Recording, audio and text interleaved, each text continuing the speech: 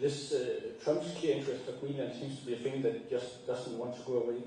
So what would be your best advice for the Danish MFA and Prime Minister in handling Donald Trump?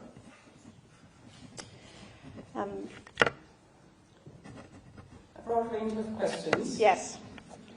I'm just writing this down. As I said, it was a long night last night, so I want to make sure I don't forget.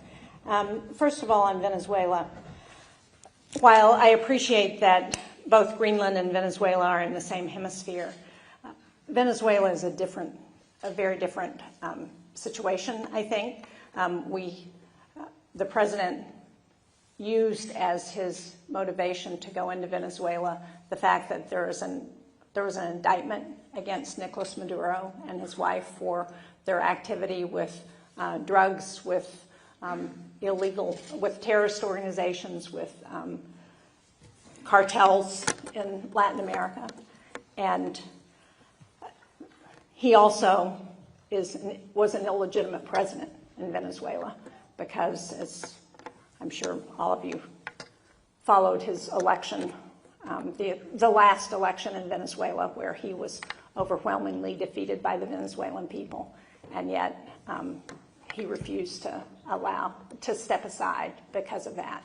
So I think it's a very different situation because Greenland, as the Greenland Prime Minister Nielsen just told us, not just shares our values, but it also, the people of Greenland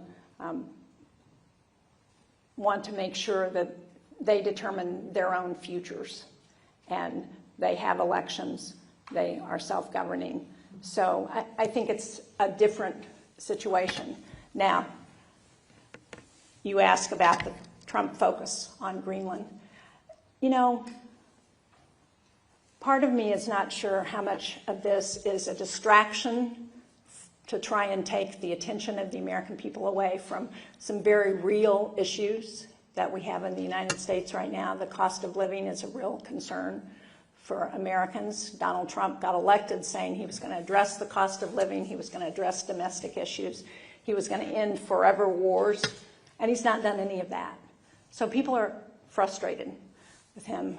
Also, as you may have followed the Epstein files, the pedophile in the U.S., who it's been quite an issue, particularly in the Republican Party and among Donald Trump's followers. And, you know, Trump is a master of having a problem over here and saying, oh no, don't pay attention to this problem, look over here at this shiny object that I want people to focus on. And so I don't know, who knows it's hard to know what Donald Trump's real motivation is. But I do think there is some of that going on in terms of the focus on Greenland. There's also the suggestion among some that he wants to be a president who expands the territory of the United States. Well, I think nobody in the United States, and certainly nobody in Greenland or Denmark, think that willingly giving over a sovereign nation to the United States is something that is in the interest of any of those three countries. So I think, to the Venezuela point, this is a really different situation. On Secretary General Rutte's role in this, what I'm hearing is that he's been working behind the scenes. As you know, a number of NATO countries are doing exercises in Greenland now and sending troops in. I think he's had a role in helping to make that happen. And certainly he helped to negotiate the 5% increase in GDP among NATO countries in a way that I think has strengthened NATO. So far I've been a fan of Secretary General Rutte. I think he's doing a good job. And as I said, as part of the Senate NATO Observer Group, we have been to the last 5 NATO summits, and I have only seen NATO get stronger. That, for me, is one reason I'm so troubled by the president's rhetoric, because I think it does undermine that trust, as I said in my remarks, that is required for that kind of a military alliance. Very good. I think that there was a sense in the Danish media after the meeting the other day with J.D. Vance that, you know, this was the best possible outcome. We didn't see an escalation as a result of this meeting, and in fact there was an agreement to keep talking.